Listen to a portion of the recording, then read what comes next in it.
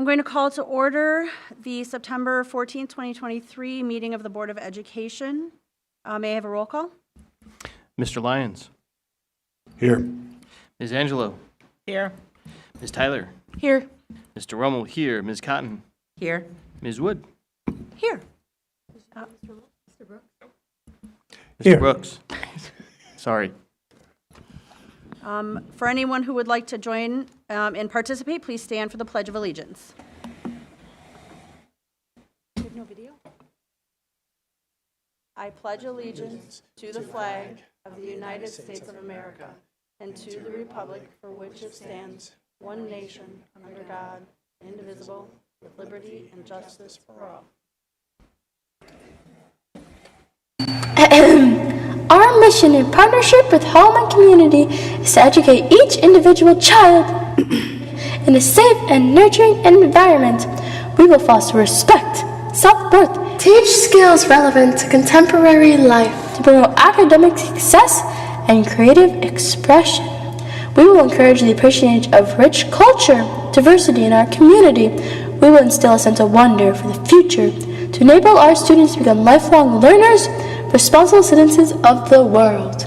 I also know what. Thank you.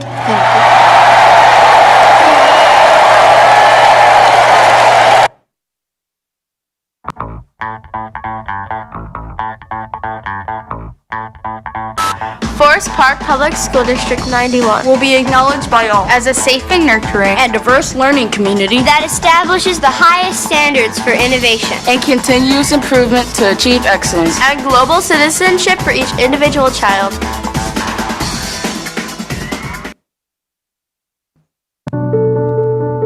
Recognizing the systemic bias that has plagued our educational system, we commit to nurturing dialogue around all issues of inequity, including culture, race, faith, socio-economic status, gender identity, sexual orientation, and different ability, as they pertain to classroom practices, school and school district structures, and policies and procedures. We support opportunities that will allow children to reach their full potential.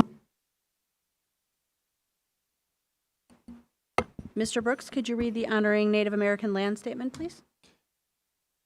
We, the Forest Park Board of Education, would like to acknowledge that this meeting is being held on the traditional lands of the Peoria, Potawatomi, Myaamia, Sioux, and Kickapoo people and pay our respects to elders both past and present. Thank you. Number 4, conduct the fiscal year 2024 budget public hearing. Dr. Hubbard.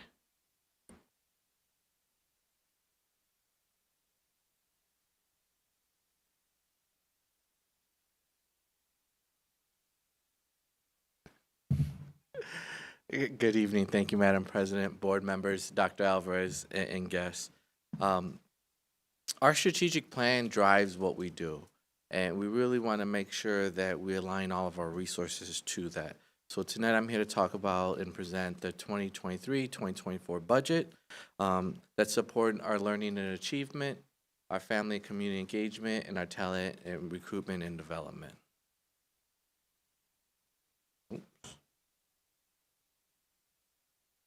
So in order to do that and plan for the future, we really had to look at our past. So we looked at the past 10 years worth of enrollment data to see where we were, and that's in blue. And then we used the algorithm to project forward what the next 4 years would be, and that's what's in red. This data does not include pre-K numbers. So pre-K numbers are excluded from this. So this is some of the data that we use to help plan moving forward.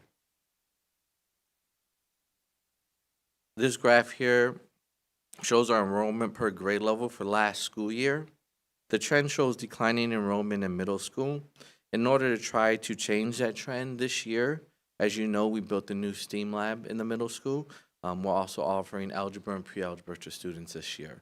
So we're trying to see what we can do to combat that trend. This year, we have about 58 college-bound graduates for the class of 2032. That's our 8th graders. And we got to make sure we prepare them with all the resources that they need moving forward to ensure they're successful.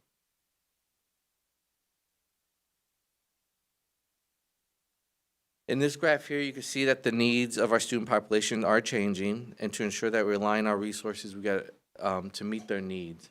The green line that you see It's our low income enrollment trend, and last year about 50% of our students were classified as low income. So we got to make sure as we align our resources, we meet the needs of the changing population.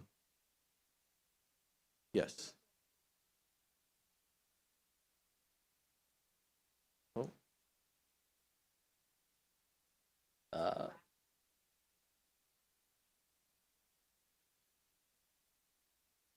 I'm sorry. There you go. For the last orange bar shown, is that 2023? I can't see. Yes. It is, okay. What's the first year? The first year is 2007. Okay, thanks. And what was that percentage? Or is that numbers on the percentage was side? 32%. 32. Okay, thank you. So it went from 32% in 2007 to 53% in 2023. Okay.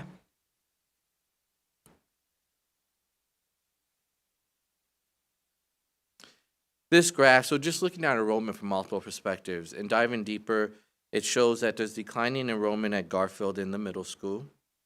So our budget must support the needs of the students in those schools. And we're trying to align our resources to that to better prepare them so then kids stay with us until they transition to high school.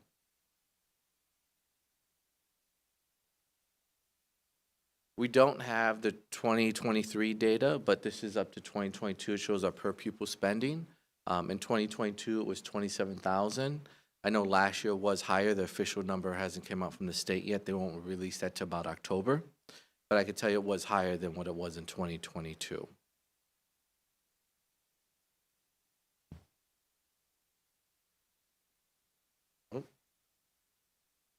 Okay. I shared this graph with you before. It just shows that we do plan conservative budgeting. It's our expenditures for the past 10 years. Shows that we overestimate our expenditures, and they always come in the actuals a little bit lower, or much lower than what we projected. For the past couple of years, there's a big difference. That is because of the additional SF funding that we received. So that's why that difference is there, and we didn't expend those funds. We did this past year, and we have some of them left over for this year to expend. So that was just some of the data that we used and some historical data we used to plan for the 2024 budget. For this year's budget, for our expenditures, they're broken up basically into 3 categories: instruction and instructional support, which is about 67% of our budget. It normally hovers around that. That's teacher salary and support staff salary. District operations, about 24%. That's keeping the water running, gas, light, electricity, and any capital improvements we have to do. And in school and district leadership.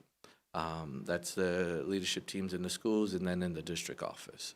Let's just see if you break down of the percentages of where the funds fall.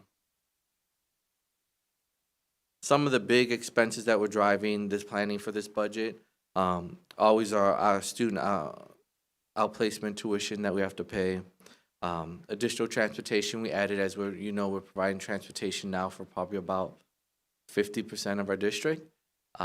So that we had to put in additional funding for that. Additional training for National Equity Project. You budgeted for the STEAM labs for last year. They were finished over summer. We didn't get the bills to now, so that's why I had to plan. So even though the money was in last year's budget, I just transitioned over this year's budget because we haven't paid for it yet. So they just submitted the invoices for it, and they're doing the punch list, so then we could release the funds, so that's why it's there. Also talking about providing an 8th grade trip and providing opportunities for 8th graders, so we put some funds in there for that, just to be proactive if that's something the board wants to move forward with. We provided permanent substitute teachers for the district. We know there is a teacher shortage, so we were very proactive and looked to hire permanent subs this year. I believe we hired 11, so we put funding in for that. And then some of the contingency expenditures, as I said, we still have some ESSA funding available that's left over, and this is the last year to utilize the ESSA 3 funds. We expended all of our ESSA 2 funds, so there's some expenditures that we plan to have also. To dive deeper and show you where some of those funds go, for our general education, we're spending about $8.1 million, and for our diverse learners, we're spending about $2.5 million of the budget. That's the planned expenditures for them. Preschool program, which we do not charge for, it is free. to Forest Park residents. We're spending about $869,000 on it. And our early childhood program, we spend about $183,000 on it. That's the planned budget for this year. Supplemental supports for our students to make sure that their needs are met. About $963,000 is the budget for that this year. Our challenge program, we budget about $134,000. Extracurriculars programs, we know we want to have a really robust extracurricular programs for our scholars. We have $451,000 budgeted for that. Yes. For the previous slide, supplemental support, can you give a couple of examples of that? Salaries for some social workers, some instructional support aides, paraprofessionals.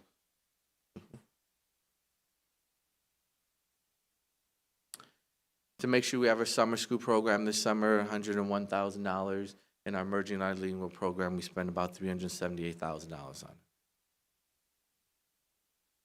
And then to meet the social and emotional learning needs, health services, to make sure we have a nurse in each school, guidance services, and social work services.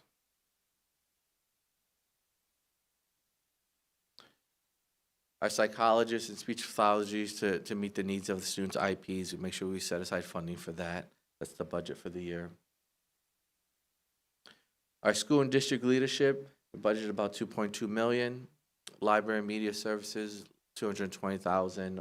And our district operations, about $5.3 million.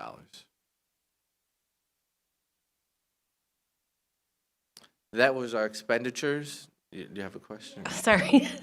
The library and media services, I'm surprised by that number. What goes into that? That's salaries. Oh, okay. I'm sorry.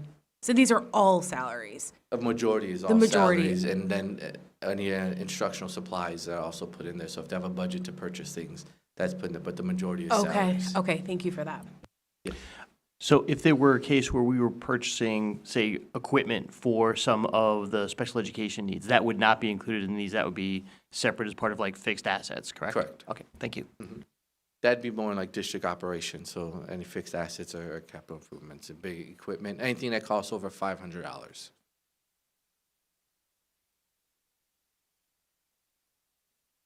Same slide I showed you previously, is just our revenues. We always underestimate our revenues, and they come in much higher, so that is a good thing. And what comes into that for this year, our revenues, about 85% is local revenues, 7.5 state, and 7.4 from federal. Last year, our federal was around 15%, but that was unusual. That was all the ESSA funds that came in.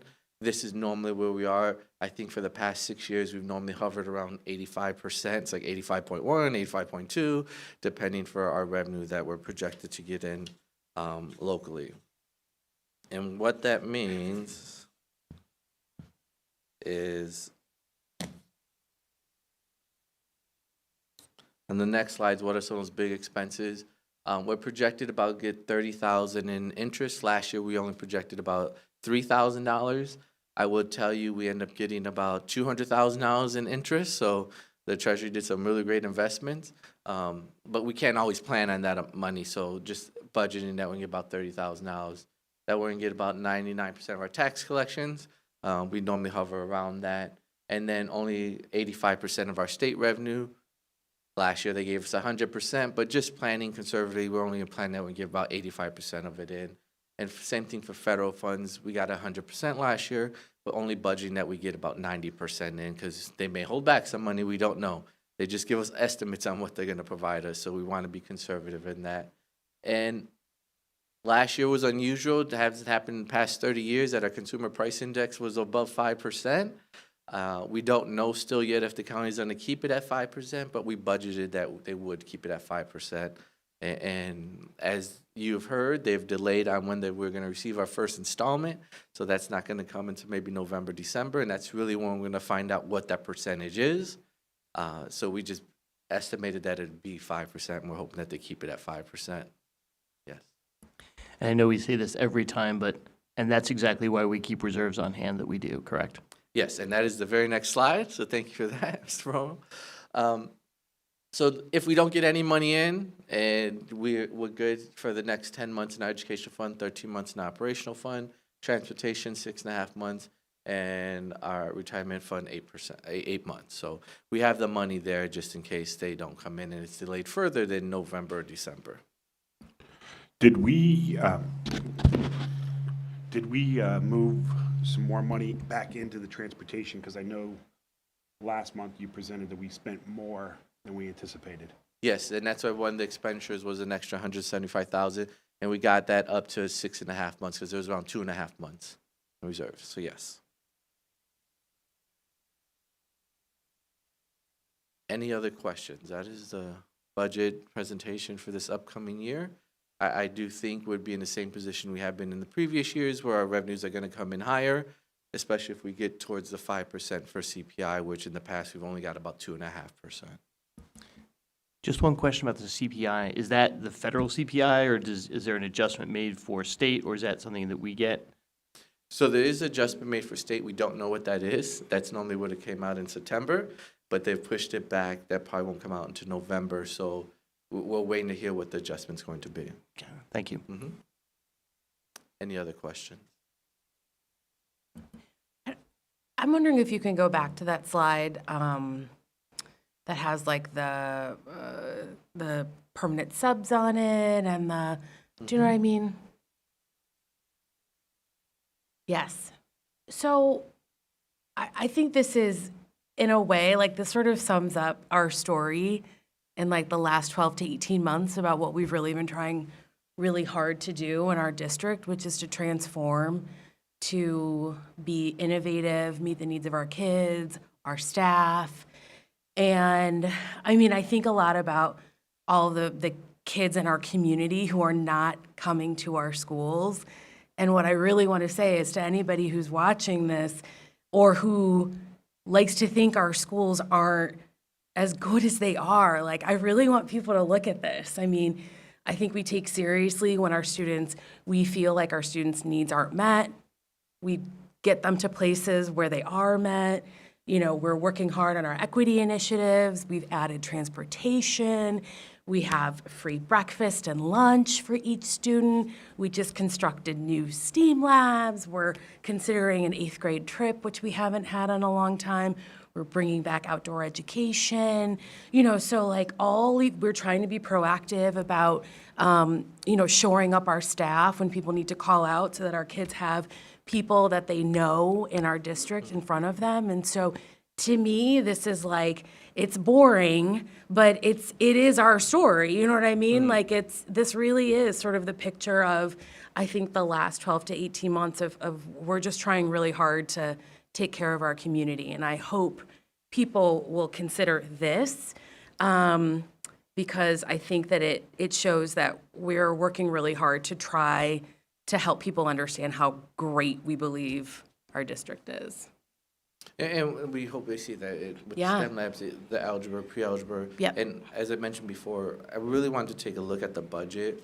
We normally had a larger deficit. We're more conservative. I really wanted to strategically get it down. I got it down to about 4.2 million Yep. of a difference this time. So then we could see how we could better utilize those resources and allocate them to programs that benefit the children in the community. Yeah, I mean, I just think like there are not a lot of places where your kid can do a summer program for free. Your kid can do after-school activities for free. Like, we don't, school supplies, like, I think it's all, I mean, it's obviously bigger than that, but I think it's because we're trying to be thoughtful with our budget and the way that we construct, you know, our expenditures and our revenue so that they serve the best purpose possible, so. Any other questions? No, sorry. That is it. Thank you.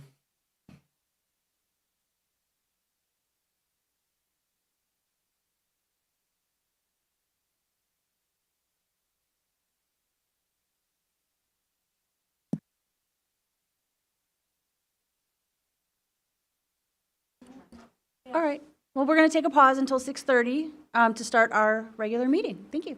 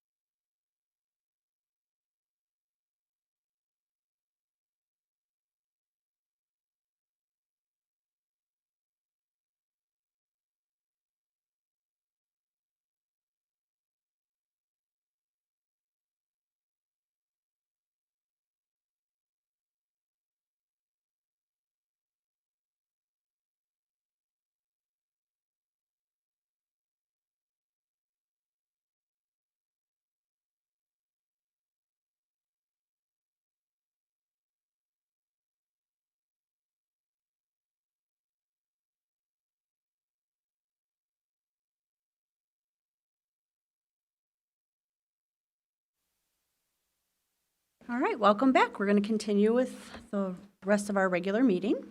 For the consent agenda, as for the board, is there anything anyone would like removed? Okay, if not, I need a motion, right? May I have a motion to approve? So moved. Second? Second. Roll call? Mr. Lyons? Aye. Ms. Angelo? Aye. Ms. Tyler? Aye. Mr. Rummel, aye. Ms. Cotton? Aye. Mr. Brooks? Aye. Ms. Wood? Aye. Number 6, Roy Hoskins, Mayor Forest Park.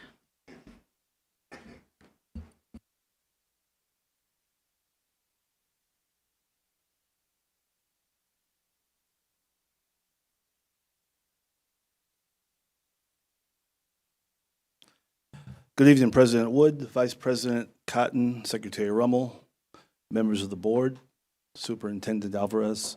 It's a pleasure to be here. I want to congratulate you all on having such a robust air conditioning system here. It's far superior to most that I've seen recently. I'm here tonight because the village would like to propose a collaboration with respect to Grant White, the use of this building, or any surplus space that might exist within District 91's discretion. As I think you all know, the Village of Forest Park currently uses its Moore Community Center located at 7501 Jackson for before-school, after-school services, as well as senior services, and then various community uses. Many of the families who use the Moore Center for before and after school care are eligible for many of the services designed for low to moderate income households. Staff at the Moore Center provide some assistance in accessing various social services and other benefits to families with low to moderate incomes, in addition to these families having children who attend District 91 schools.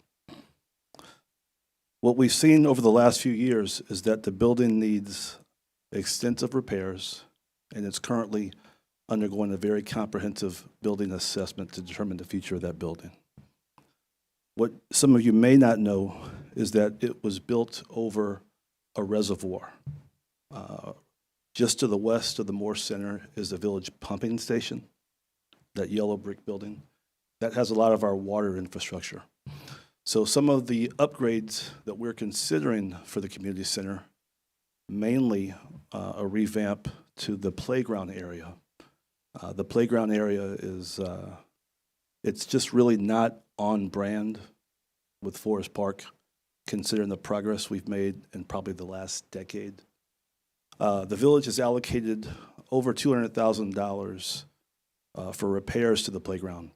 However, because of the partial assessment that has already been done these last few months, we've discovered that there may be some structural damage to this large reservoir that sits under the playground area, and it might be very impractical to move some of the heavy equipment that would be used to really upgrade the playground in the way that we plan to do. Some other issues we've had lately with the Moore Center are the issues that come along with being next to the Forest Park Blue Line Station. Many unhoused persons. In the last few years, we've had to upgrade the security systems at the Moore Center. At times, people would come in seeking basic things like a washroom, right? Food. But because this facility provides care for our children, it's not safe to have it accessible to persons from the train station. There's quite a bit of drug use, unfortunately, in that area.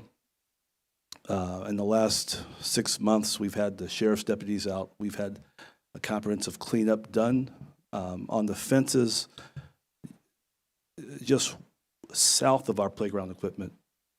There's been a lot of drug use. We cut down those trees because what we found is that unhoused persons had encampments back there, and it wasn't safe for the kids. And so we found some real issues at that center, and we don't know what the future of it's going to be. But we see a possible short-term solution in collaborating with District 91, potentially using some of your available properties. We believe that the same services in terms of before and after school care could be provided on a District 91 owned property that we could collaboratively use and pay for, but that we could also expand services.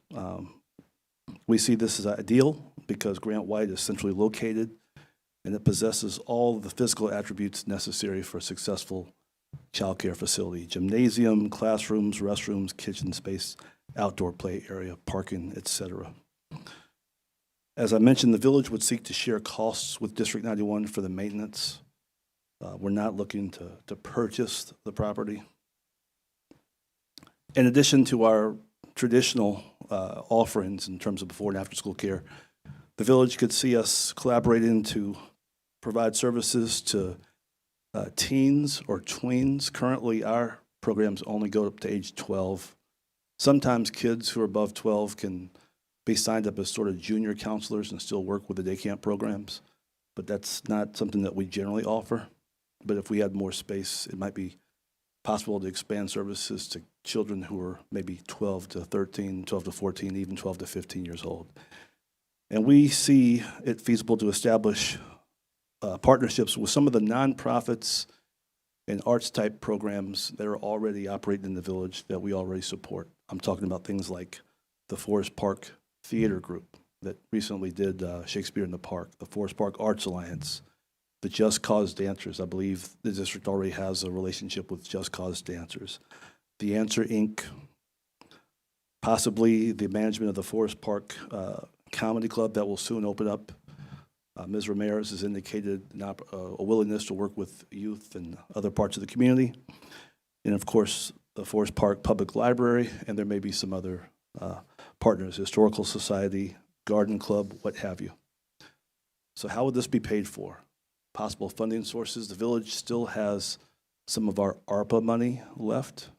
Those funds were designed to be spent equitably. I believe this would be an equitable use. There's also the opportunity for new state funding. There's possibility for new county funding. And finally, there's an opportunity for private funding. We've recently began developing new relationships with a prominent family foundation in the area. I just took them on a tour of our community center last week, and they've indicated a willingness and a desire to work with the Village of Forest Park in a meaningful way. So just to conclude, we see a lot of synergies in collaborating with the district, We believe that Grant White already has many of the attributes that are necessary to be successful. And quite candidly, our services that the village already provides are for families who are sending their kids to District 91 anyway. So we believe that there is a lot to offer, and that through this collaboration, District 91 can, of course, continue to focus on its core educational services to the village, to the kids, but the partnership would allow you to supplement the educational experience through more in terms of arts exposure, governance, and other non-traditional educational activities. So with that, I want to conclude my comments. I'm happy to answer any questions, or I can take a seat. I have a question. You mentioned short-term sharing. What?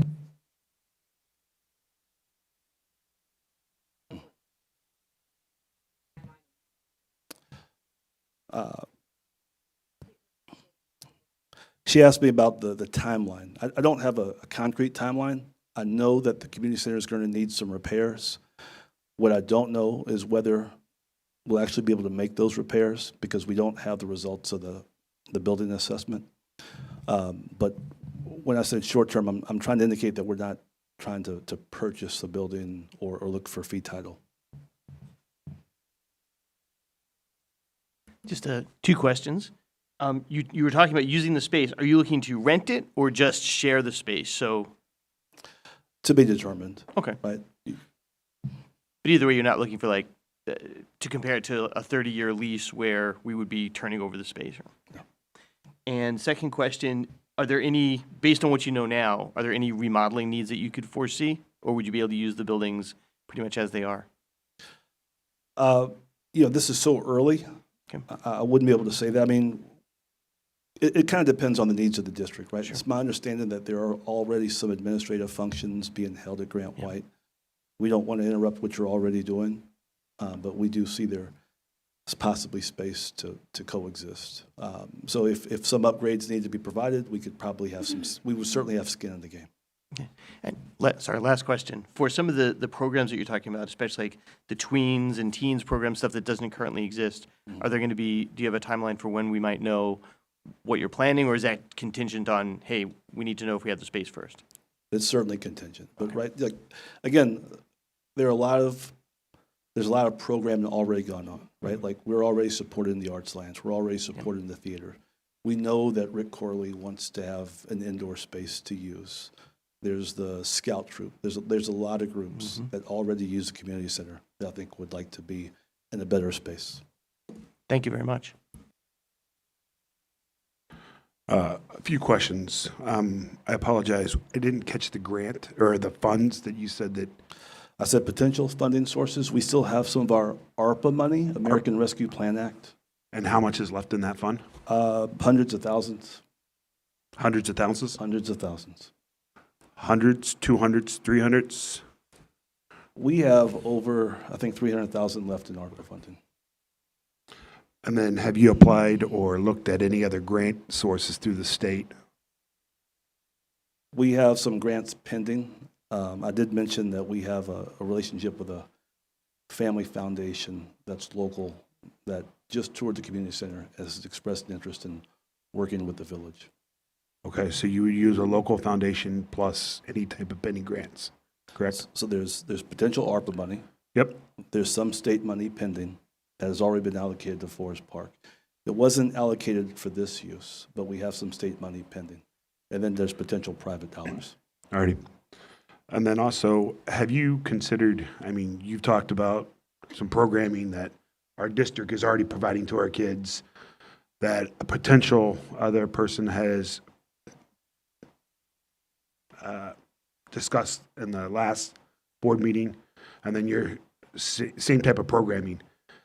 I mean, we're all fighting for the same kids. Have you thought about sitting down and having a collaboration amongst all parties and kind of discussing that? We're here to discuss a collaboration, but it's the district's building. So if the district is willing to collaborate, we're certainly willing to collaborate. Alrighty. John, do you mean the theater? Is that what you mean? Theater, Yeah. teen programs, Yes. after-school care. I mean, Yeah. all these programs that Mr. Hoskins just discussed has been things that, you know, has been discussed prior with other organizations. So I mean, my thought is we're all fighting for the same kids in our district. Have we had a collaboration? Right. I mean, we're all providing the same programs at the end of the day, in a sense. I think there is some overlap. I think they I look agree. a little bit different. They reach slightly different audiences, but I see what you mean. Can I ask a couple questions? Okay. So you mentioned that there's currently programming for students before and after school. Do you have a sense of about how many students that is? Usually about, I think, 100 a session. It could be a little bit more. Okay. And then what about seniors? About how many seniors do you typically serve? We have lots of senior trips. Yeah. There may be as few on a trip as, I don't know, 40. Okay. But for something like senior bingo, probably around 100. Okay. We have an annual New Year's Eve party for the seniors, right? It's held early in the day. Didn't know that. The ball drops at 6 p.m. No clue. Okay. And there's usually a band, right? But that may attract a couple hundred people. Okay. And it's not just Forest Park seniors, but Maywood, River Forest, other teams. Oh, okay. So not even just Proviso Township, but also neighboring It's kind of communities. the area thing, right? Okay. So just so I'm clear, you're anticipating that this would be temporary. We don't know what's going to happen with the community center. Okay, But I'm not, proposing to try to take over the building or purchase it, right? right. But temporary could be 1 year, 2 years, it could be slightly longer. Uh-huh. It kind of depends on the desires of District 91. We'd certainly be flexible. Okay, But I just don't have a definite timeline. right. And it would be to move the programming that's currently happening at the community center over here. Correct. Okay. You mentioned our unhoused population, and not really being able to serve them because kids are right there and it's just not a really safe environment. I was indicating that their numbers Yeah, and their position, just because of what the Forest Park Blue Line Station is. I get right? it. It presents a risk. Right. And, in the last year, we've cut down the number of trees because we discovered that there were homeless encampments just behind the community center's playground area. Unfortunately, we find lots of evidence of needle usage, Yep. right? IV drugs. And so that just enhances our concern about the location, right?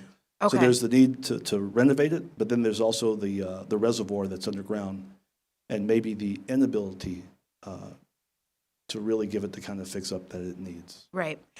And I don't want anybody to think that I was being not sympathetic to that population, their needs, their current situation. I just wanted to ask, are you hoping to serve them or no?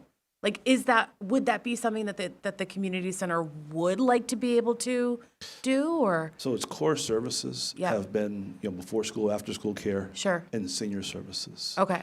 The village has other programs designed to address the needs of the unhoused populations. Okay. Once a week, a group called Shower Up comes to the CTA Blue Line and brings mobile showers. We have a number of clothing drives. We're working with Housing Forward. We're doing Yeah. some things to care for the seniors, to care for the unhoused. Yep. But they're not the Forest Park residents that we're pledged to serve necessarily, right? They may live here temporarily, but our focus and the reason why I'm here is trying to find a better solution to care for the kids, candidly. Okay. I think what I'm trying to figure out is, should you move temporarily to somewhere else, like here? Would you like to serve them in a place like here to provide core services?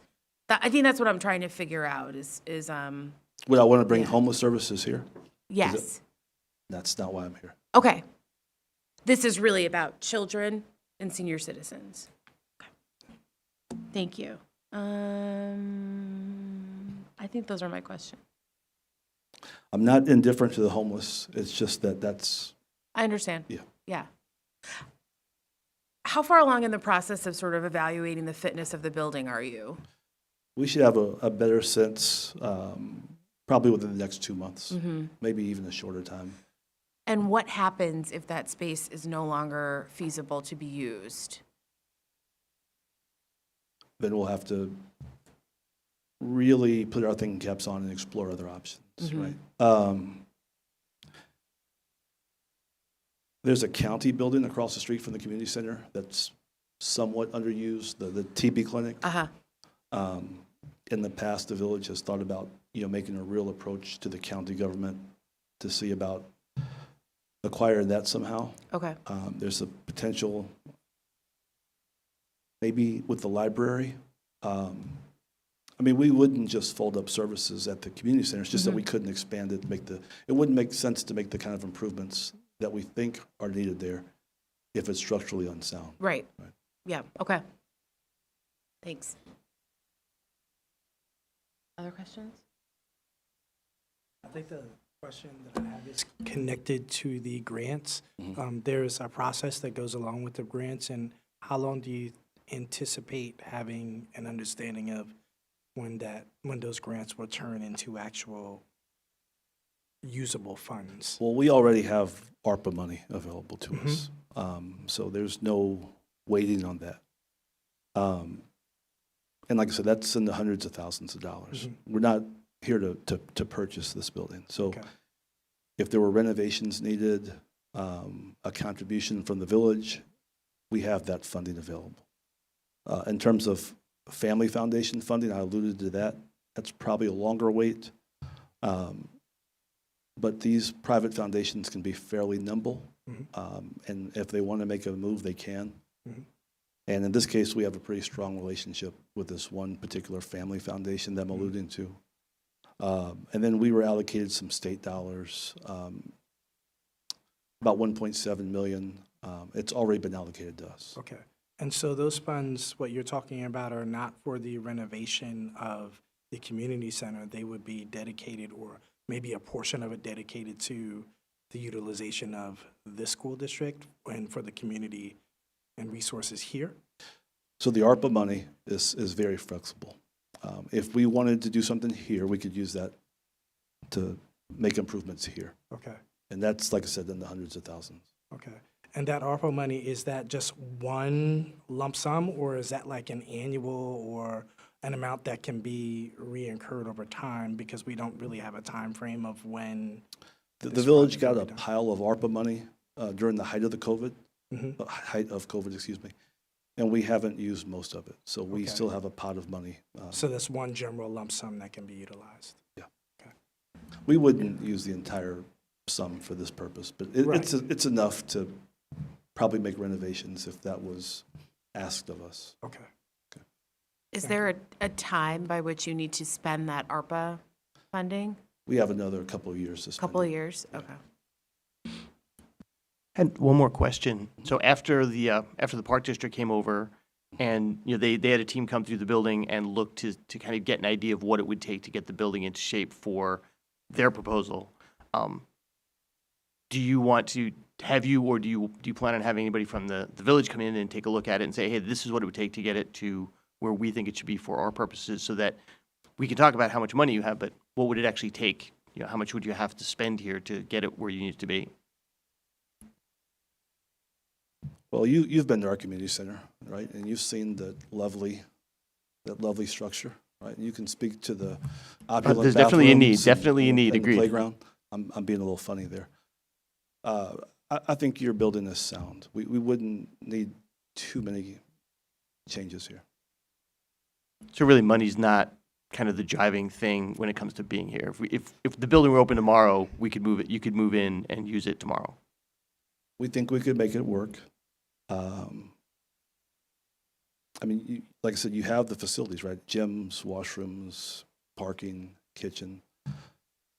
So yeah, we could make it work. But if there are things as part of a collaborative relationship that the board wanted us to do, then we would have the funds to do those things. Thank you. And just as a side note, as the mayor noted, the Scouts use that building frequently, and it's a well-used building. It has seen a lot of use. So I think it would be good to have start thinking about other options for it. Mr. Mayor, do you have a timeline that you're looking at to be able to use this building? Like when to start, I suppose is what I'm asking. We'd probably want to start within the next maybe few months. We'd have to go back and discuss it as a team, right? But if the building's available, I think it would be far superior to what we have. But we're also making use of what we have, right? Like our staff does a lot with a little, and that's the way they've been doing it for a couple decades now, since my kids went to the community center, and they'll continue to do that. But if there's a better facility available, then we'd love to have access to it.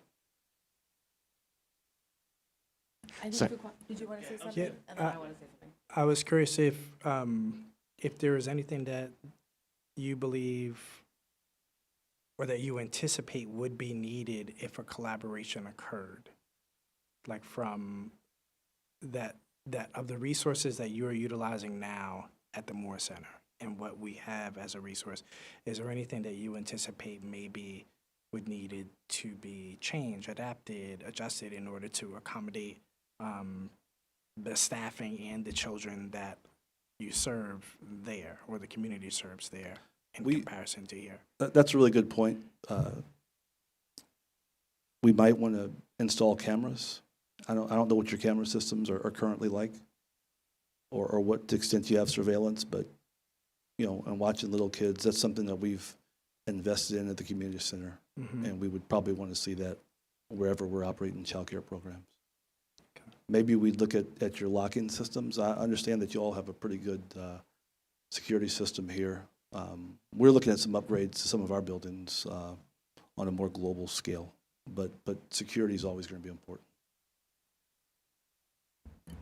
I just wanted to remind all of us that I think it's important that we remember our presentation from last month, and we try to be fair between the two parties, and it's up to the village and the mayor to decide how they want to move forward and how this process moves for you all, right? Like, we are going to do what we do as a governing body, and anyone who's interested in utilizing our space will be able to figure out how they might want to proceed. So I just wanted to, you know, make sure that everybody feels as though, because it's the truth, we're here to try to understand what's best for our community as it relates to this space. So the Park District had a path forward that they wanted to pursue. You're welcome to pursue a path forward, but I think we want to remain neutral and listen, and, you know, everybody can do what they feel is the next best step, and trying to figure out if this will work. So follow up with us as you deem appropriate. Thank you. Yeah. You good? You good? Okay. Thank you. Members of the board, thank you.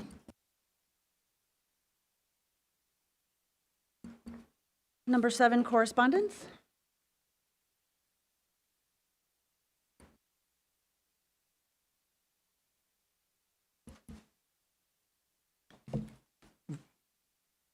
So we have one note here from the Kiwanis Club of Forest Park. Dear Dr. Alvarez, District 91 staff and school board members, as the Kiwanis Club of Forest Park celebrates its 100th anniversary in 2023, we are excited for the grand event and celebration that will occur on September 30th. Past presidents, scholarship winners, local and national Kiwanis members, and Forest Park residents will gather to celebrate and reminisce the impact the Kiwanis has made over the last 100 years in Forest Park. And we hope that school district, teachers, staff, and board members will join in the celebration in one or all of the following ways. Purchase tickets and attend the event, place an ad or well-wisher in the program book, promote and buy raffle tickets for the $1,000 grand raffle. The event is fast approaching, and we want to ensure your participation in the event and hope to see us there. From the Kiwanis, and they have a flyer. I know these are out and about, and I just want to add a note. They, among other things, they support local scouting and multiple other organizations here in town. So, good group. Number 8, matters for consideration from the audience. The Board of Education welcomes public comment at its meetings. This is the official time devoted to comments by community members. Following public comments, the board takes the citizens' comments under advisement. All speakers who wish to address the board during this time must identify themselves before they speak. Comments are limited to 3 minutes per individual, and the board asks that no specific names be mentioned. In order to allow for the most efficient use of meeting time, if there are several speakers addressing the same topic, the board president may set a time limit for that topic. Any citizen wishing to address the board on a public matter is encouraged to contact the district office at 708-366-5700, extension 3301. According to Illinois School Code, items such as those dealing with personnel, individual student discipline, the purchase of land, security, and legal actions may be addressed in executive session by the Board of Education. Are there any public comments? Come on up. Jackie Iavanelli from the Park District. I promise I don't have a slideshow this time, but I do have copies if anybody wants. I first want to thank you again for your time. Thank you for your time and consideration at the last meeting. I appreciate all of what you've done and how you've listened to us, because sometimes I get really excited about things and I have a lot to say. I also want to thank you to Dr. Alvarez for your time. Thank you to Bob for walking us through the building. It was great. And so as far as the Park District goes, this is a viable option. This facility mirrors our needs. Based on our architect's opinion, the facility is in great condition. So the Park District comes to the table with experience. This is our lane. We're a park district. We do camp, we do programs, we do parks and recreation. That is our service. That is our expertise.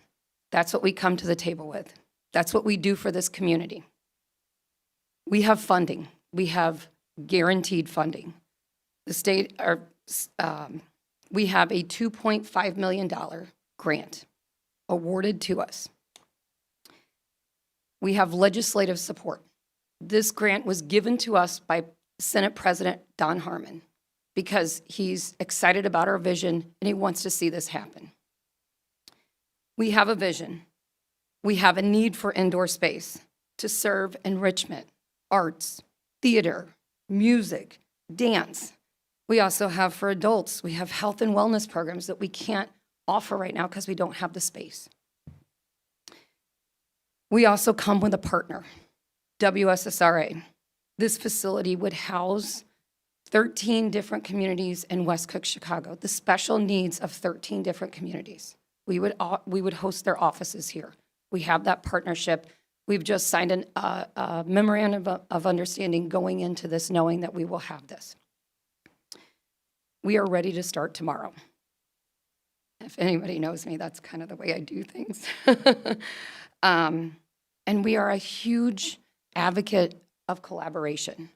And I hear that word a lot tonight, and that's what we do. We collaborated on the pocket parks, and look what we were able to do.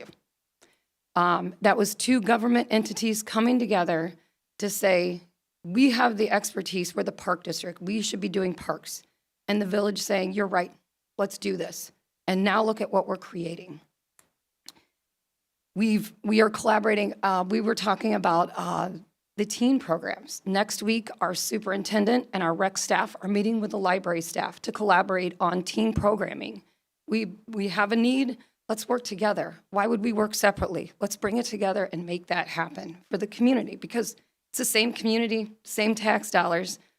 Why duplicate services when we can offer and do what we do at the Park District? And I think that over the years, we have a proven track record. So thank you again. I know I probably only have 3 minutes, so you can stop me. And also, we look forward to the color run this Saturday. So come on, I think there's like 100 and something kids that are signed up for it. So we're ready to have color all over the park. So thank you guys for your time.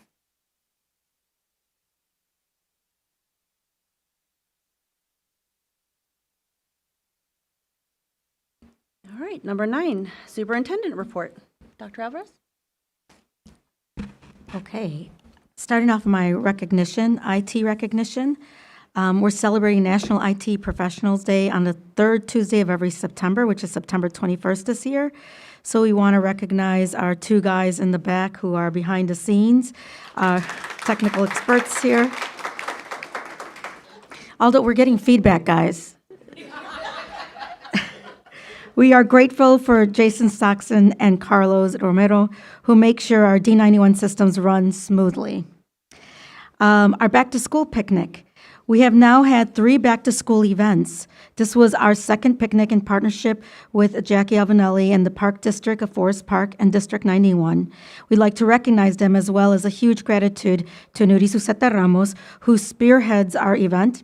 Thank you to Starship, Loyola Health Clinic, AMJ Amusement, BU Events for our photo booth, Scouts of America, Girl Scouts Kiwanis, our PTO, Forest Park Public Library, Pastor Choice and Engaged Church for their donations, Donna Klumsky, our D91 administrators, secretaries, academic coaches, and district office leaders, Ryan Russ for DJing, Molly Ulzek, Patricia Alaco, Amy Edwards, Karen Freeman, Jane Catazone, Lisa Parker-Newman, Deidre Burnett, Joseph Amawi, Anna Carrera, Nicole White-Legrand, Rosie Maroney, Michelle Bernero, Brenda Ali, our D91 custodians, who are just phenomenal, our D91 Board of Education, who are also phenomenal, and our Mayor Hoskins and the Forest Park Village for all their engagement. For our open house, We want to thank everyone and our staff and our families for making our SY24 open houses very successful. A lot of smiles and cheers and children just enjoying their time in our buildings. And then finally, for our Department of Learning and Innovation, this was the first year that our staff professional learning provided choice for our staff and included all D91 members. This was done in conjunction with the Professional Learning Committee. Our academic coaches and Director Edler provided great learning on August 16th and 17th. So thank you again. And now I'm going to move on to our priorities. Oh, I should have started with the other one. So first, for our STEAM Lab, our ribbon ceremony, it truly was a wonderful event to share with our families, our mayor and village of Forest Park, our new STEAM Labs. Our children, Asante Smitter, Leslie Science, and Emily Lyons and Amira Straw provided the tour of our labs. We now have the video to share with you. 3, 2, 1.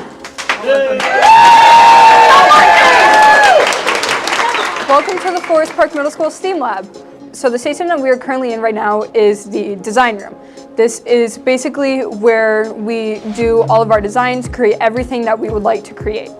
As you can see right over there, we have the laser printer, which we use for like wood cutting, laser printing for wood. And then as you can see right above the tables, we have electrical outputs to make sure that none of our students are tripping while we walk throughout the room. So we connected them to the ceiling to give electricity to everyone. So this is the research area. Over here is where you would do the research for what you're gonna do. We have 3 TVs with every table. So TV there, TV there, TV there with tables. So we will connect our Chromebooks to the TVs to share our ideas to make sure that everyone sees it without having to hunch over the table, having to angle your computer, everyone not being able to see because of your brightness. And as you can see the room right there, that's basically for if people need space from everyone else, if they need quiet, because everything else is going to be pretty loud. There's also a green screen in there for when people are doing projects that revolve with green screens. Yeah, I think everyone knows how a green screen works. So this area is basically the presenting area. Yet again, we can hook up our Chromebooks to the TV to show us what our before pictures were, like what our ideas were at the beginning of the project, to what our final demo of the project was. And then basically the final masterpiece on the table right in front of us. Anyway, this is our STEAM Lab at the Forest Park Middle School. Thank you for coming.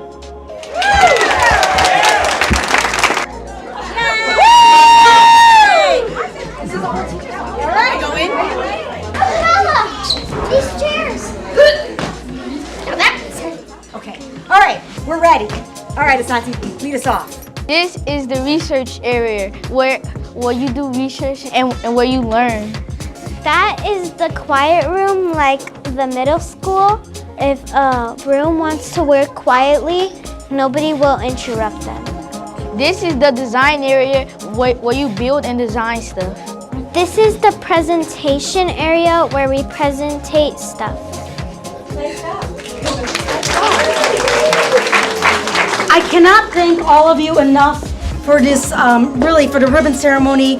As Robert and I were dreaming about it and the board was dreaming about it, we just didn't realize how great it was going to look.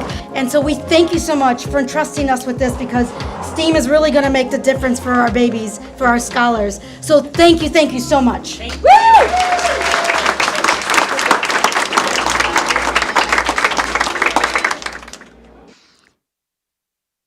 It's a pretty proud moment. Thank you. Our children really deserved it. They were so awesome up there. Going on to enrollment. Our enrollment to date is 691 students compared to last year's 675. It's, it's good we're in the positive. Our middle school outings and team building. Forest Park admin, Ms. Watson and Mr. Bacon, are serious about making Forest Park Middle School a place of belonging. In conjunction with PBIS, all grades will be attending team building in November at Iron Oaks. The purpose of the Iron Oaks student retreat is to enhance enhance personal confidence and self-esteem, build trust and support, encourage effective communication, and develop teamwork skills that carry over into day-to-day living environments. And department debriefs. In order to make sure there is an alignment with all departments, we are now holding quarterly department debriefs where the following departments: student services, learning and innovation, engagement and operations, provide goals at hand, how they will do it and what output is expected, and especially that it marries the strategic plan and annual district improvement plan. Rising Voice Ambassadors. Last year, we launched Scholastic's Rising Voices classroom libraries in K-5 classrooms. These classroom libraries, you may recall, provide students with high-interest, culturally relevant texts that celebrate the stories of the historically underrepresented. The books expose our students to rich language that motivates them, captures their interests, and also aligns with the Illinois Social-Emotional Learning Standards. As part of the launch, Ms. Chardulo, who serves as our Ella English Language Arts Curriculum Committee, wanted to also involve our 8th graders, so a model was developed to bring 8th graders into K-5 classrooms to engage our elementary students in a read-aloud.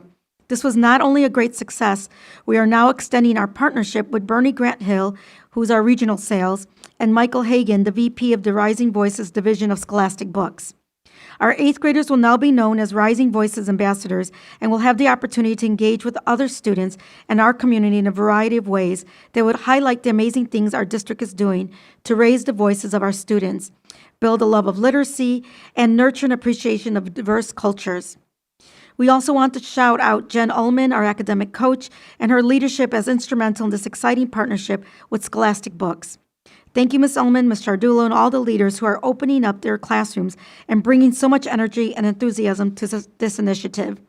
We also did a quick video where we had Ms. Davenport part of it to explain how she's utilizing the series with our children. So that video should be coming out soon. So thank you, Ms. Davenport. And with that, I'm going to bring it to Mr. Shakurki.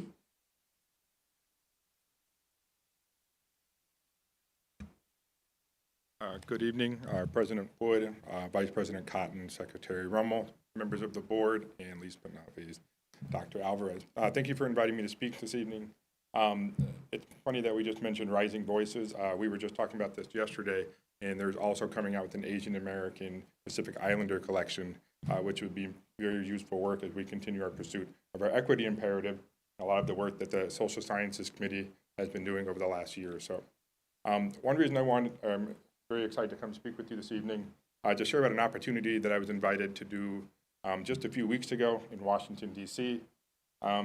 Excuse me, the National Veterans Network and the Smithsonian held a teacher institute with teachers from 8 different states that are teachers that are all working toward doing work with implementing curriculum and mandated units of study on Asian American history. And so, am I going to the next slide? And so the overview and the purpose, as I mentioned, 8 different states and a teacher from Washington, D.C. for sharing their experiences talking about Asian American history. For those who don't maybe have the background, ISB has mandated units of study in Asian American history starting with last school year. The Social Sciences Curriculum Committee has been working over the last year to put that into our curriculum at the 8th grade and continuing to curate that at the 4th grade level as well. And that's a lot of what we've been working on. So a lot of what we did focused on Japanese internment during World War II, just giving strategies, different curriculum, and a lot of the work that we did was writing and reviewing these curriculums. I do have some of the curriculum that was done before the pandemic. I can share that with you in just a moment. But also developing structures. We're working with teachers on implementing these existing units into existing curriculums. This is connecting a lot of the work that I've been doing on my own time with the TEACH Act. The TEACH Act is about teaching equitable Asian American community history in our classrooms, and a lot of that work is bringing over into what we've been doing with our social sciences curriculum. And so, like I said, most of it focused around the NESEC. And since our connection with Forest Park, over the last year, as I mentioned, there's been a cohort, 5 different cohorts of 15 teachers apiece. I was selected to do that last year, but really trying to discuss the inequities that exist in our systems and strategies for overcoming resistance to teaching new perspectives in history, especially in our classrooms. One thing that we have noticed is that school districts that maybe are not fully represented with Asian Americans there's a resistance to teaching that and strategies to overcome that, and so we can incorporate new perspectives. One thing that we've been working with our social sciences department is a little bit of a mindset shift from maybe what we consider to be our traditional social sciences classrooms to do something a little bit more inquiry-based, document-based, introducing new perspectives, and really letting students see what biases may exist in different documents and things like that that they may be exploring. And so for those who have the opportunity, the curating resources, I've helped create a massive Airtable of resources that can be used from K to 12. And so our teachers can be utilizing that over the next school year, especially in the units of study. 8th grade is the one I'm particularly focusing on at the moment. That will be done at the end of quarter 2. But the Teach Act came about, a lot of it was a lot of the outcry and a lot of the hatred that was happening during the time of COVID. But really trying to expose all individuals, all backgrounds to what Asian Americans have experienced during the time of COVID and teaching a little bit of that background. And there's a little bit of information there who it was introduced by in 2021, mandated units on both local and national level. Illinois was the first state to implement this, and since then 4 other states have followed, and a couple other states right now are currently discussing where that's going to be implemented in their own curriculums. And just along with that, a lot of that work that was done in Washington, D.C. will be brought back to the social sciences curriculum. As I mentioned, we have 2 of our middle school teachers teaching 8th grade social sciences, so we'll be doing that mandated unit of study, but also trying to explore how we can incorporate things like the Rising Voices collection, and then also curating that 4th grade curriculum as well.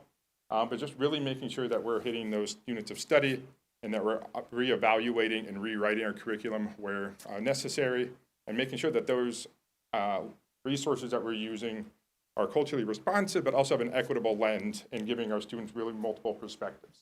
And then continuing that shift away from what we might consider to be a traditional social sciences class to more of an inquiry-based collaborative classroom, more perspectives, and looking at potential biases that may exist in those textbooks.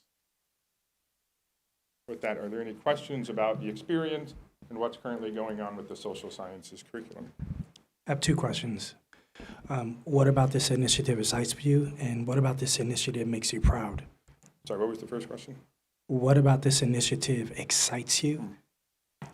And can you tell us what about this initiative makes you proud? I think what excites me the most, I've always had a personal interest in Asian history, so bringing that into the classroom, but also expanding our students' knowledge. Right? We've been very focused, a very white Eurocentric history, so being able to introduce multiple perspectives all across the classroom is something that excites me. Something that we can introduce our students to maybe cultures that they maybe don't see on the day-to-day basis. And I think that's what's most exciting and most proud, that the work that I've kind of been doing on my own is something that we can also bring into the classroom, and we can start to share that with others and start to educate all across the board. Thank you. I know you mentioned that you're focusing on 8th and 4th grade. Why those 2 grades? I'm assuming it's going to be more than that, but just why those 2 started? That's a great question. So a lot of that had to do with, I'm just being honest, a lot of the work that I did as an 8th grade social studies teacher, a lot of that is carried over. And based on just like chronological, there's a lot more places to implement that, especially like World War II, Japanese internment, and the same thing with the 4th grade curriculum as it's set up now. Would it be fair to categorize what you're doing as teaching more material? So there's stories that have not been told, and also the way to think about what we have been told. So it's sort of a twofold thing, right? There's more of it, and thinking about it more critically. Yeah, and well, a lot of what we want to do is to not tell our students what's going on. We want them to expose them to a number of documents, a number of different resources. They can start to develop their own perspective, but also teaching them how to go out and find their own answers, find their own opinions, and to really be able to back that up with evidence that we've seen. So and critical thinking. Critical thinking, and something that can go extend outside of the social sciences as well. Beautiful. Thank you. Hi, thanks for presenting. I think one of my questions is the building of the curriculum in partnership with the Smithsonian? Or is it just that they host it, or I'm curious about their engagement? That's a great question. So this was actually formed by the National Veterans Network. There is a large coalition of Nisei, which is second generation Japanese Americans. They hosted it in conjunction with the Smithsonian. So we were in the American History Museum at the Smithsonian. Okay. And so they hosted it. That the artifacts that we saw and some of the speakers were all from the Smithsonian as well. Okay, great. I mean, the reason why I ask is I think, if anybody's paying attention, you see what's happening in various state legislatures and how other people's history, African American, Latino, anybody that is maybe not white Americans' history is being told differently, right? It's being changed as if that was fact as opposed to really what the facts are. And so I think I just want to make sure that we're being responsible and using resources and materials that are historically accurate while we're also helping our students become better thinkers, learners, critical thinkers, ask questions, aim for their own perspectives, but also recognizing that there is a truth in there that's hard to digest, particularly for this part of our history, but it's really, really important. So I was just really curious about the intersection of the Smithsonian as it relates to this. So. I was curious about the developmental differences in what you're teaching between an 8th grader and a 4th grader and how you could explain that to the community. That's a great question. And that can actually be, for those of you who are here, I can show you this in just a little bit. But we want to expose our students to a number of different strategies. The students who are more at the 8th grade, the 6th to 7th, 8th grade, they're being more exposed to like document-based and inquiry-based ideas. And a lot of that is what we'll see at the middle school level. The students who are at the 4th grade level are starting to be exposed to that. So maybe instead of seeing 3 or 4 documents, they might see 1 or 2 where they can kind of compare and contrast, see an author's purpose. Is there any context to this? What might be the bias to this? And the 4th grade's about why our social science committee has decided about there, because that's where they can start to really discern some of those biases and really start to dive into that a little bit more. And 3rd, and maybe it's a little more of a context and the background knowledge piece. Thank you. I also wanted to say that I think it's, you acknowledged and that we are a district with low to almost no Asian American enrollment. But the fact that we are obviously following the state law, but you've also taken such an interest in making sure that this history is shared, even though that's a very small slice of our population, is really, really important. And so I'm excited that your passion is also intersecting with, your professional responsibilities. So thanks. And, it doesn't just stop here. I mean, we're continuing with our equity and parity. Where are marginalized groups that we're not discussing? Why aren't we discussing them? And how can we continue to bring that to our students? And Brian's being a little modest because he was one of, 14 that got selected in the United States, because not everyone gets selected. So we're a small little suburb district, and Brian got selected. He's one of our academic coaches, and so pretty proud of the fact that he was selected to bring this to Forest Park. So thank you so much.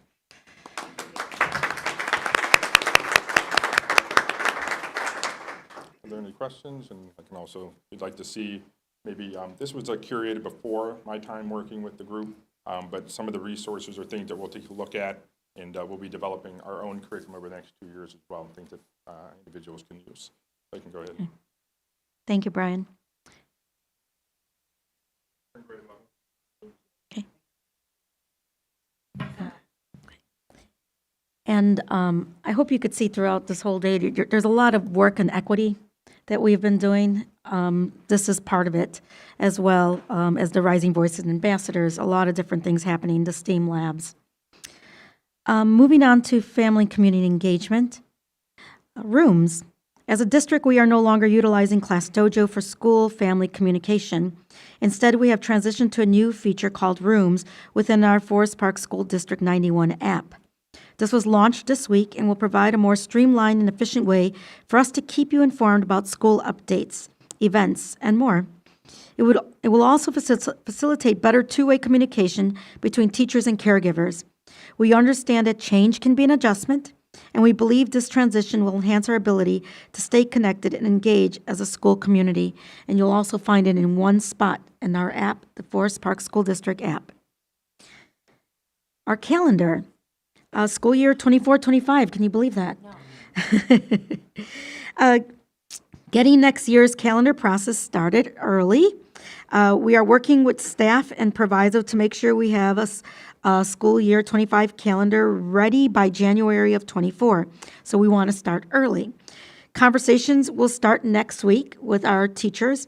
I have also met with the interim D209 Superintendent Carvallis, requesting that the breaks that the feeder schools have be considered when they prepare their school calendar for next year. So we're looking, I know for a fact she's going to be collaborating with us. We've already had one meeting. So there's a lot going into this to make sure by January we have a solid calendar and input from everyone. Parent University. We will starting our educational workshop for families is something we have been mentioning. The first session is related to student services on September 21st, and Director McHale is going to be starting that at 6:30 p.m. This will be in person. Our SPED Family Workshop will focus on parental rights and IEPs. We will also start our virtual Parent University mini-series with topics on parent portal, grades, assessment, and other topics pertaining to parent understanding, and also school components. These will be about 30-minute sessions that you could attend on the day or just watch it on your own, since they will be recorded and everyone has a busy life. Be on the lookout for other in-person Parent University offerings throughout the year. I'm going to look this way to see if Director McHale is looking at me. Where is the workshop going to be held? It will be held in the middle school library at 6:30. Any questions on that? Moving on to talent recruitment and development. I mentioned the Teacher Institute days, but I do want to mention that the days were planned in conjunction with the Forest Park Education Association. The Professional Learning Committee developed a Choose Your Journey of Learning so that there was choice for all staff members. This included instructional assistants, custodians, and secretaries, so it's just not for teachers. We also had, as a keynote speaker, the author of Grading for Equity, Joe Feldman, who was impressed with our staff for their dedication with equity and in our district. West 40 also provided a threat assessment learning to provide the ability to see warning signs in situations where they can be overlooked, and we'll be partnering with them a little bit further. Vacancies. Like many other districts, we are still seeking positions. Proviso superintendent feeder districts met to discuss how we can support one another and not dip into the same pool of candidates. We're all suffering for candidates, and we are seeking quality teachers. It definitely has been difficult. We are currently seeking a math coach, 5 instructional assistants, 2 SPED teachers, 1 STEAM teacher, 1 social worker, 1 occupational therapist, and 4 school engagement coordinators. So we're lucky in the sense that we do have our classroom teachers. We are really looking for the 2 SPED teachers next, and I know that our diverse learner department is working hard on that. The Protege and Mentor Program. As we continue to work on our 3rd priority, we revamped our mentor program. After listening to feedback from past participants, this year the district is implementing a differentiating Protege and Mentor program. The program has 3 cohorts of participants. In Cohort 1, this will be for teachers new to the district with 3 or less years of teaching experience. We have 8 participants right now in this cohort. In Cohort 2, teachers new to the district, but with 4 or more years of teaching experience, and we have 4 participants in Cohort 2. In Cohort 3, current teachers who are taking on significantly different assignments. Academic coaches are currently collaborating with 4 of these individuals through coaching cycles or mini cycles, which provide focused collaboration on topics such as developing student growth goals, implementing learning centers for core instruction, and standard-based systems. Support is differentiated by adjusting the minimum number of hours teachers meet with their mentors, as well as the number of protege and mentor classroom observations. Finally, for those teachers in Cohort 3, their participation is really optional, and they are not required to attend the district-wide professional learning meetings. In addition to differentiating the program for teachers, the proteges, we are also committing to our mentors who will participate in the district-wide professional learning meetings. However, they are engaging in activities that are designed to build their capacity as mentors. We would like to recognize the following leaders who are serving as district mentors in the program: Liz Seary, Peggy Perry, Liz Daly, Nicole White-Legrand, and Mike Stiglitz. Each of the academic coaches also are mentoring one of our newly hired teachers this year as well. Also, Khadija Terrell, one of our academic coaches, is co-coordinating the program with Director Edler. So far, the feedback has been very positive, and we are looking forward to continuing to grow this program to ensure all participants are able to receive the necessary support to grow as teachers and leaders within the district. Any questions? I think with reciprocal classroom observations, how do you think that'll help the district? Reciprocal? It says reciprocal classroom observations with mentor. How do you think that will help?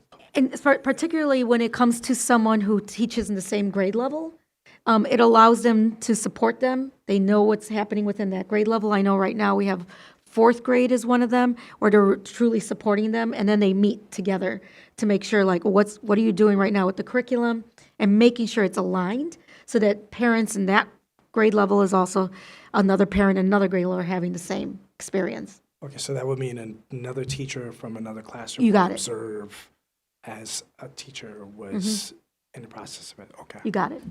But just observation, not evaluation, Not Just like- evaluation. okay, got it, yep. All right.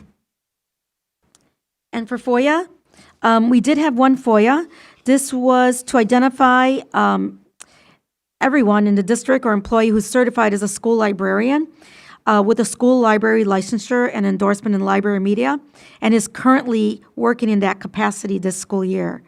And the purpose for the request is to identify the number of certified school librarians working in the Illinois public school districts, and this came from Janine Asmus from Burr Ridge.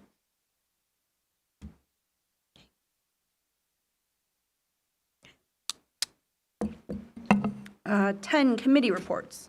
Teacher negotiations, there has been nothing. Board policy, Mr. Brooks or Ms. Angela? We're excited to say that we're going to be meeting soon. Time hasn't been determined yet. Finance, Mr. Lyons, Ms. Angela? We have no meeting, but I just sent an email to get one of the books for the coming months. So more to come. Great, thanks. Engagement, Ms. Cotton, Mr. Rummel? Not to show off, but we did have a meeting. Just joking, I'm sorry. We went over a lot. It was very productive, I feel. We kind of, there's a calendar that went out to everyone on the board, kind of doing a sign up. So to make sure that we're trying to be at events that the district is having and be more focused on not just being at the event, but presenting ourselves as board members. Because I feel like we all attend as much as we can, but we're not always, maybe that other people don't know that we're in the capacity as a board member. So kind of building something around that as to what's expected, or, you know, certain things to say in that capacity. So that first step was the calendar went out to everyone to sign up. We're trying to, the PTO, Vice President Danielle sent over a calendar of the events coming up.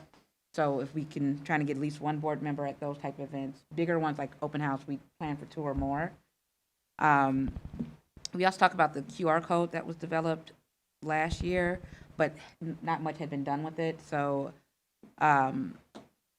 between Steve and I, we're going to push to get it out to trying to see if we can put it in business where someone comes up, maybe have a flyer, they can scan it. So, because we're focused on getting that population that may not be in our school. You know, someone that doesn't have kids or doesn't have kids in a school or wherever they lie. So getting that out there. Oh yeah, T-shirts with the QR code on there. So if we're out, if we show up to an event and we're representing the board, we'll have a T-shirt and somebody can just scan the QR code. And who doesn't like free T-shirts? I mean, I don't know. They're great. Can we put it on the back? Yes, they'll be on the back, so somebody can scan the back, because other places may be a little weird. One thing we talked a lot about was establishing a relationship with D209 as board members. It sounds like Dr. Alvarez is on that, doing that with other provincial townships too, so we'll probably need to talk to her to kind of piggyback on what she started and get those relationships built, just because we feed into that high school. So trying to get something more going with the feeder schools, because if kids get in a public way, they'll end up all at the same high school. We talked about working with the community on creating some type of housing coalition, which is not really us spearheading it, but just having in the know, because then that does trickle down to the school. So a lot of it was just brainstorming some of the ideas that we can get ourselves out there in the neighborhood, and then following up and get it more defined, so it's not, there's 7 of us, so we can spread it out more, and not one person is feeling they can do, they're doing too, they're overwhelmed with it, and getting everything on the calendar as early as possible so people can sign up and get that commitment out there. We talked about teacher outreach by the Board of Education, like on board visits, just building that relationship, building it out. Some of us may have better relationships with each individual school just because of maybe our kid attended there, so we have that, but making it spread across the board so everyone builds those type of relationships. So now we talked about a lot. We have a lot to do. We made a lot of work for ourselves, and that's kind of my specialty, so I'm happy. Can I ask a question? Yes. Can you help me, can you expand a little bit more on the idea of board members within, let's say, our foundation districts? How do you, connecting with other board members? What do you mean? That's what we're specifying. So one start was, if you go back, I met, and it doesn't have to stay a board thing, it may be helping them connect PTOs. There was someone I met at a fundraiser over the summer, and she was trying to start a PTO at at one of the middle schools in Maywood. And so we were just talking, and that's when I think I said before, she's from Forest Park, so when our PTO kind of merged together, she had been watching it, she still has family here. She met the school and she just asked, if our PTO person would come just to see, like, they're not asking enough questions, so I just attended with her. So kind of made them with that connection, and now their next step is they want to do some type of joint event with the PTO. So not really us owning it, but maybe starting those collaborations, and then if they work and if someone else should be doing it, hand it off. So kind of just putting ourselves out there and making it known that we want to collaborate. Whether we're the right people to do it, maybe not, but starting that process to figure out who is or where it should go to. Yeah, I mean, I understand that. I think that makes sense. And obviously, I think we want to try to maintain good relationships with everybody, right? Mm-hmm. What I want to make sure, though, is that we are focusing in on our mission always, right? Which is like the stewardship of our tax dollars, our community, passing policy that makes sense for our community. And so, we don't have anything to do with the PTO, right? So I just want us to be like very clear about how we're engaging in a way that doesn't take us out of, if we're talking about a board, that doesn't take our board responsibilities in a direction that they shouldn't go. Oh, yeah. You know what I mean? Like, Yeah. I don't, not to be selfish, but I think what we do as citizens versus what we do wearing our board hat are two entirely different things. And so representing a board in a function that really isn't ours to do, I just want to be really careful about that. Like, we don't have a board representation on our PTO. Right. Right. So, yeah. Yeah.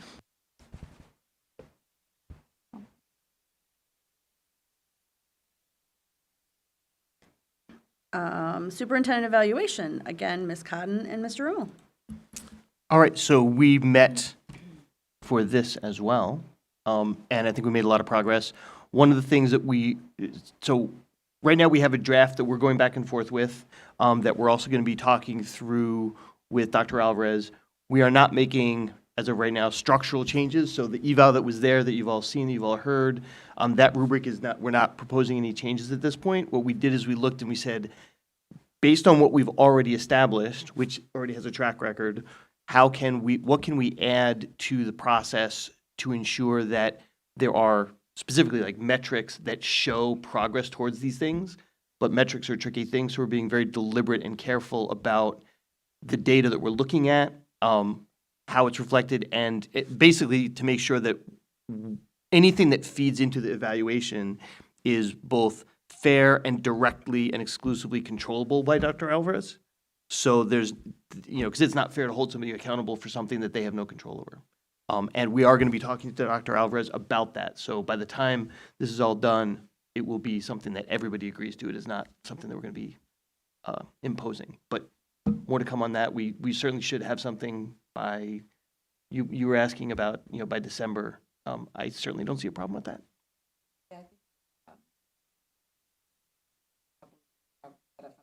Yep.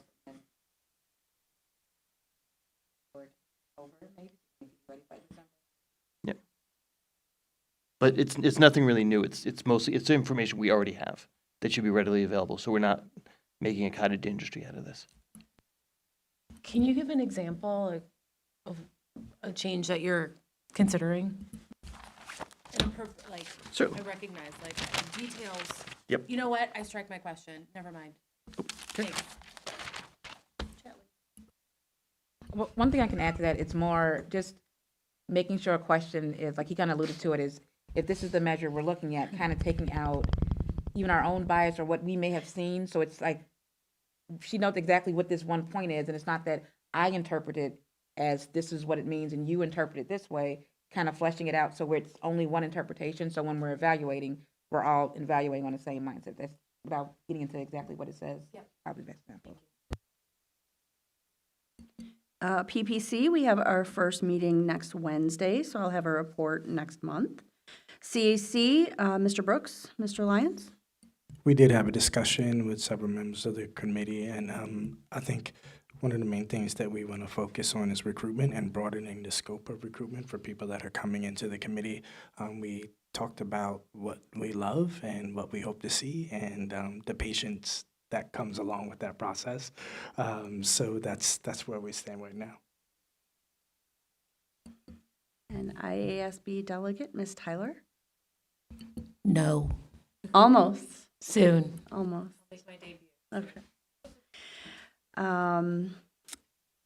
And then under 11, items for discussion. So we had the Park District come last month in conjunction with WSSRA. We had the Forest Park Theater. We had the mayor here tonight. So there is, this is a great space. And so now we would like to tap into hear from our community. So October 3rd, I believe, is a Tuesday at 6:30. We're going to have a forum harvest. Get it? Because it's the fall. It's not my idea. It's, somewhat Miss Nudies. So the community can come. Anyone, any Forest Park residents, parents, whether you have kids or you don't, come share your ideas. It will be structured, but come share your ideas on what you think, what you would like to do with this building. It will be held here at Grant White. Seems appropriate. So it will be pushed out through, look in your packets from the principals and on social media, but save the date for October 3rd, 6:30 here at Grant White. Whoops, I skipped, sorry. Dr. Hubbard.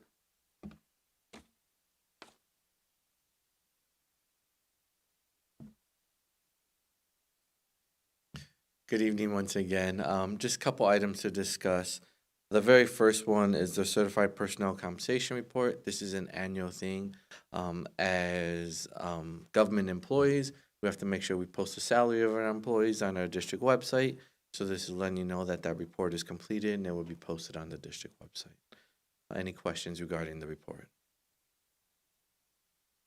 Oh, you go to the next one, Dr. And then the next. Sorry. Thank you. Sorry.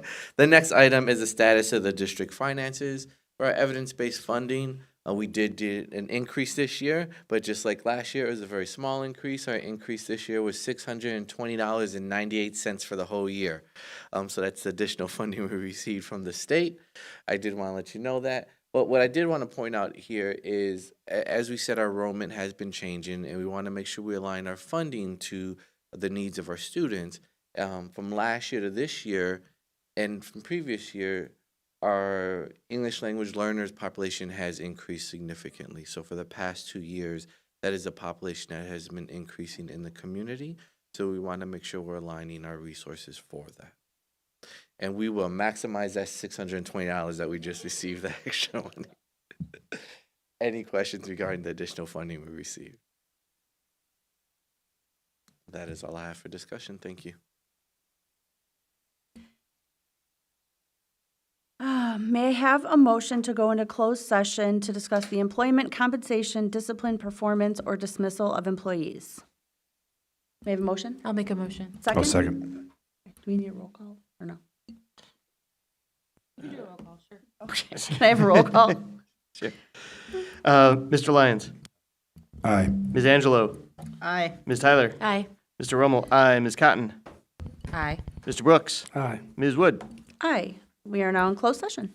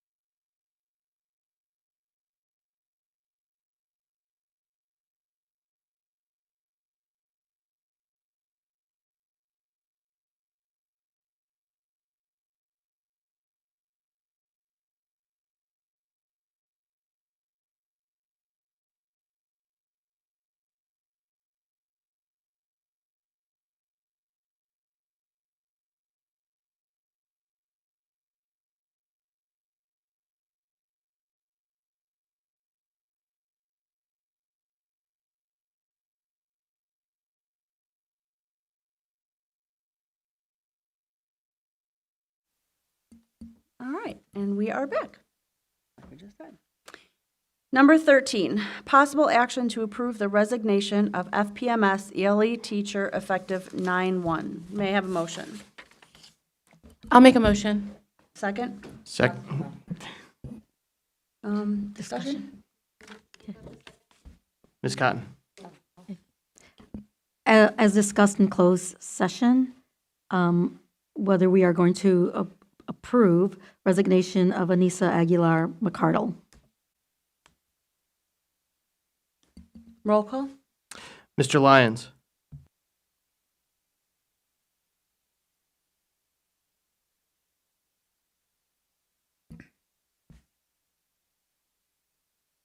Aye. Ms. Angelo? Aye. Ms. Tyler? No. Mr. Rummel? Aye. Ms. Cotton? Aye. Mr. Brooks? Nay. Ms. Wood? Nay. 4-3 ayes have it.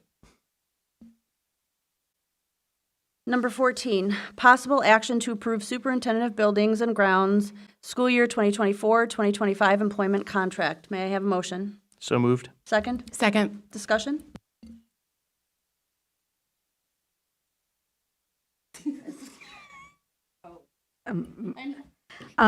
As discussed in closed session regarding Robert Laudadio. Roll call? Mr. Lyons? Aye. Ms. Angelo? Aye. Ms. Tyler? Aye. Mr. Rummel? Aye. Ms. Cotton? Aye. Mr. Brooks? Aye. Ms. Wood? Aye.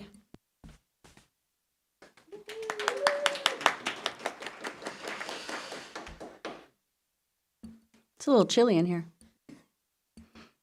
Number 15, possible action to approve an unpaid leave of absence for SPL therapist at Garfield from 11/10/2023 to 1/8/2024. I'll make the motion. Can I have a second? Second. Discussion? Discussion? Thanks for that. As discussed in closed session regarding Ms. Laura Nihil. Roll call? Mr. Lyons? Aye. Ms. Angelo? Aye. Ms. Tyler? Aye. Mr. Rummel? Aye. Ms. Cotton? Aye. Mr. Brooks? Aye. Ms. Wood? Aye. Number 16, items for action. Consider adoption of resolution authorizing commencement of social media litigation. May I have a motion? I'll make a motion. Second? I'll second. Discussion? So this was something I brought up in the last meeting regarding social media and the social media giants and how they are affecting our children. And we have had our share here at District 91. This is, I did provide some of the answers to the questions from last time. We would not have to supply anything or add anything to it. We would just be another district saying that we are unhappy the way these huge social media has been manipulating our children and not doing their part when they're underage or allowing some of the bullying to happen through their media.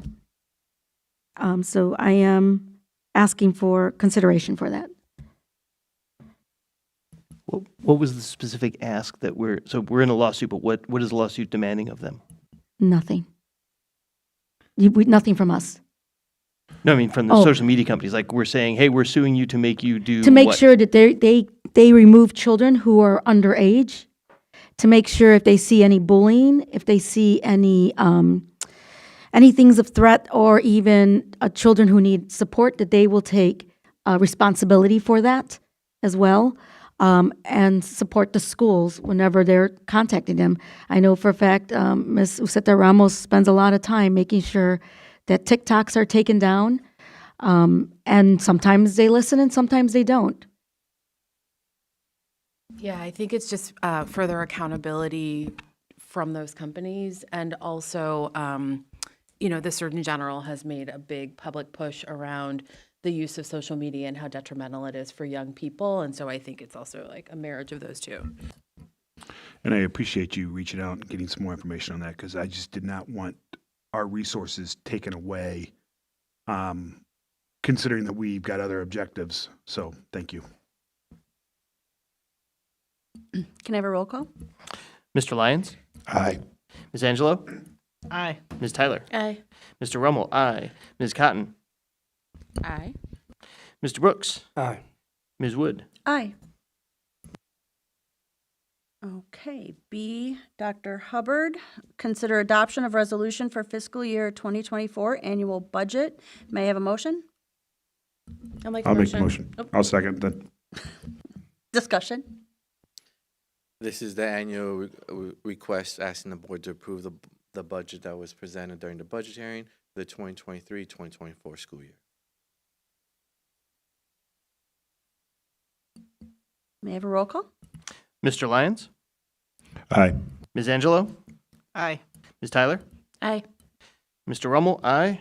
Ms. Cotton? Aye. Mr. Brooks? Aye. And Ms. Wood? Aye. Number 2, consider recommendation to approve the memorandum of understanding between Forest Park School District 91 and the FPEA, IEA/NEA for outdoor education lead teacher and chaperoning teacher stipend. I will make the motion. Can I have a second? I'll second. Discussion? This is the MOU with the union in regards to our 5th grade trip. It was normally a 2-day trip. 2 days overnight. It has transitioned to a 1-night trip, so we're adjusting the stipend by cutting it in half because they're spending half the time on the trip, so it's an agreement to do that. Can I have a roll call? Mr. Lyons? Aye. Ms. Angelo? Aye. Ms. Tyler? Yes. Mr. Rummel? Aye. Ms. Cotton? Aye. Mr. Brooks? Aye. And Ms. Wood? Aye. And number 3, consider a recommendation to approve the 5th grade overnight outdoor education trip for school year 2023-2024 for $7,747. May I have a motion? Motion. Second? Second. Oh, go ahead. Discussion? And then this is the approval of the trip to take the students on an overnight trip. Any field trips that are more than, I believe, 100 miles or overnight have to be approved by the board. May I have a roll call? Oh, I have a Mr. quick. Oh, I'm so sorry. nope, that's okay. How many 5th graders? I would assume between 60 and 70. Now may I have a roll call, please? Mr. Lyons? Aye. Ms. Angelo? Aye. Ms. Tyler? Aye. Mr. Rummel? Aye. Ms. Cotton? Aye. Mr. Brooks? Aye. And Ms. Wood? Aye. 17, additional matters for consideration from the board.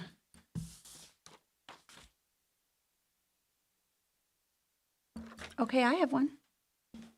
For our very first time, our school board, we applied for this, and we received this letter. Dear members of the Board of Education, congratulations. Your Board of Education is one of 45 to earn the Illinois Association of School Boards 2023 School Board Governance Recognition designation. This recognition is designed to acknowledge those school boards that have engaged in activities and modeled behaviors that lead to excellence in local school governance in support of quality public education. Details regarding the delivery of the plaque and/or date tab are forthcoming. We commend you for your hard work and distinction as a school board governance recognition recipient. Sincerely, Kimberly Small, JD, Executive Director of the Illinois Association of School Boards.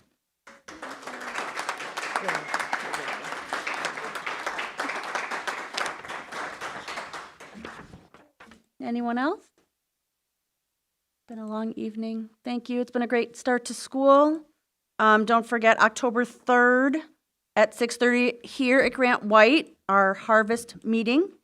And it is 8:45. Oh, do I need to make a motion? Oh, can I have a motion to adjourn? So moved. A second? Second. All in favor? Aye. Okay, now it's 8:45 in this morning. This meeting is adjourned.